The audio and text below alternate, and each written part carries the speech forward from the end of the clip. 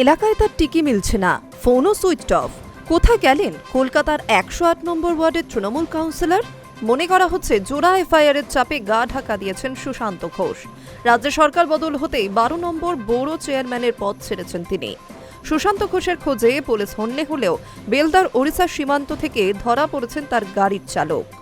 কলকাতার 108 নম্বর ওয়ার্ডের কাউন্সিলর সুশান্ত ঘোষের বিরুদ্ধে ফেরার নোটিশ জারি করেছে আনন্দপুর থানা। যখন যে পরিস্থিতিতে খোঁজ মিলবে সেখান থেকে গ্রেফতার করা হবে তাকে।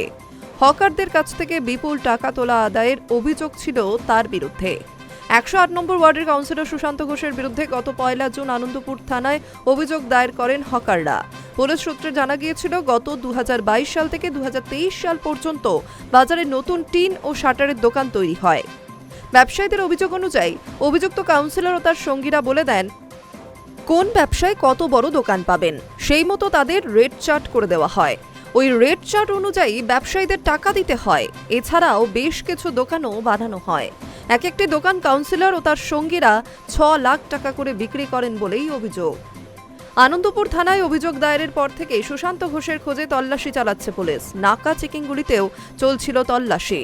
শুক্রবার ওড়িশা সীমানার দিকে যাওয়ার পথে নাকা তল্লাশিতে ধরা পড়ে তৃণমূল কাউন্সিলরের গাড়ি।